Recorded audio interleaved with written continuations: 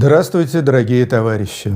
Вы смотрите АРУ-ТВ, канал «Живой уголок». Меня зовут Артемий Троицкий. Видок, конечно, у меня не совсем характерный для Артемия Троицкого, но на то есть веская причина. Дело в том, что прямо сейчас мы запускаем исторический, во всех смыслах этого слова, цикл передач под названием «Популярная советология», сокращенно «Попсовет».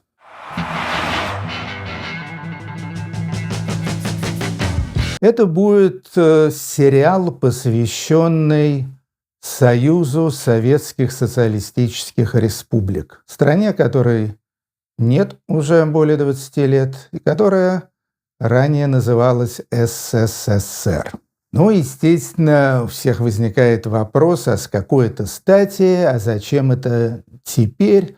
Ну, в общем-то, ответ на этот вопрос банален. Действительно, были времена в 90-е годы, в нулевые годы, особенно в начале нулевых, когда казалось, что времена этого самого СССР, или, как его пренебрежительно называли, Совка, ушли навеки. Как там это было у Высоцкого? В те времена укромные, теперь почти былинные, когда срока огромные ввели в этапы длинные. В общем, казалось, что сгинул этот самый Советский Союз, и страна уже под названием Российская Федерация идет куда-то вперед, или вбок, но во всяком случае отдаляется от этого самого совка пресловутого. Но потом, к сожалению, настал период, который можно назвать по песне Пола Маккартни, группы Beatles «Back in the USSR». То есть стали мы явно разворачиваться и возвращаться обратно в СССР. То есть это какие-то тоталитарные замашки, цензуры и так далее. Это такая агрессивная внешняя империалистическая политика. Вспомните сначала Грузия, потом, естественно, Украина, Крым и так далее. Вспомнили и Советский Союз, вспомнили и товарища Сталина, тем более, что появились новые враги народа под названием иноагенты. Я, кстати, иноагент. В том числе настал такой Total Recall, что называется. Помните, наверное, фильм с Арнольдом Шварценеггером. Люди разные отнеслись к этому, опять же, по-разному. Кто-то воспринял это с ужасом. Нет, не надо, никогда более. Пусть этот кошмар никогда не возвращается. Кто-то, напротив, воспринял это позитивно и ностальгически. Но если говорить о людях старшего поколения, к коим я тоже принадлежу, то, в общем-то, ностальгия по Советскому Союзу вполне понятна.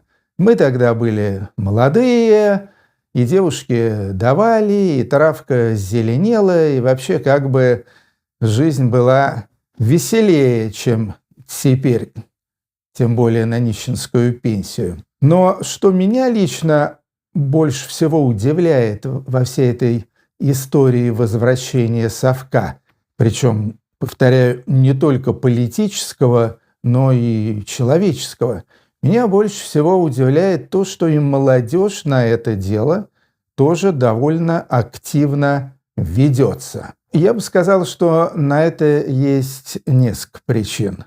Одна из причин, очевидно, это всякие ностальгические разговоры родителей, особенно бабушек и дедушек, все вот эти бабушкины сказки, как было хорошо в Советском Союзе, и пломбир по 20 копеек, и все такое прочее. Второе – это то, что Советский Союз молодежь нынешняя видит в основном в кинофильмах.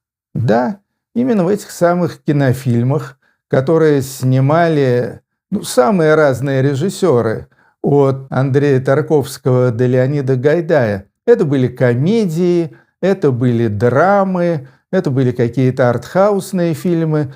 Но в любом случае, в общем-то, советская сторона в них выглядела, скажем так, довольно харизматично, довольно обаятельно, потому что фильмы, скажем так, которые глядели бы на Советский Союз очень критично, показывали бы такую чернушную картину СССР, такие фильмы в СССР просто не снимались, их нельзя было снять по причинам всяческой цензуры. Так что смотрит молодежь на Вицина, Никулина и Моргунова, смотрят комедии Рязанова, и в общем-то страна возникает из этих картинок местами смешная, местами нелепая, ну, в общем и целом добрая и милая. Что, конечно, сильно отличается, это третья главная причина, я думаю, сильно отличается от нынешней путинской Российской Федерации, которая совсем не добрая, совсем не милая, и, в общем-то, всем это понятно. Но в то же время имеет много черт сходства со старым СССР. Я бы сказал, вот моя такая будет метафора, что путинская рефия – это что-то вроде такой злой, кривой какой-то гнусной пародии на Советский Союз. И надо сказать, что все и те, кто Советский Союз хвалит, и те, кто Советский Союз ругает, как правило, жизни в этом Советском Союзе, в общем-то, не знает. Просто по той причине, что они тогда не жили. То есть я слышу высказывания всяких молодых людей, каких-то политологов, каких-то искусствоведов и так далее. И я вижу, что эти ребята, ну, они в лучшем случае родились где-нибудь в год распада СССР, но вряд ли они там жили. Что касается до меня, я жил в Советском Союзе, я 1955 года рождения, и в 1991 году, когда Советский Союз развалился, мне было, как нетрудно сосчитать, 36 лет.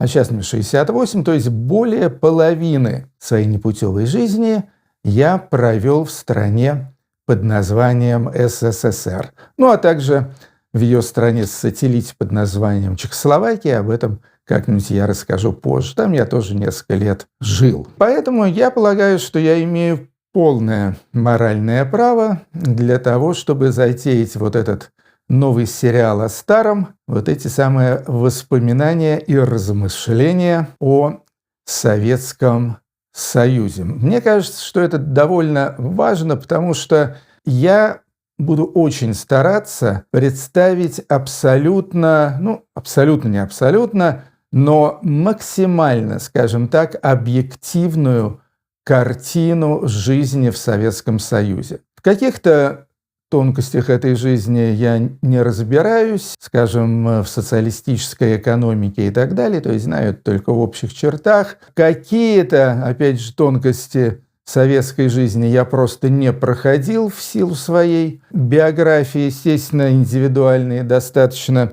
специфичной. Тем не менее, могу точно сказать, что я узнал разные измерения советской жизни и с удовольствием с вами этими своими наблюдениями поделюсь. С вас, естественно, отзывы и вопросы. Я уже составил программу более чем на 40 серий вот этого самого поп-совета.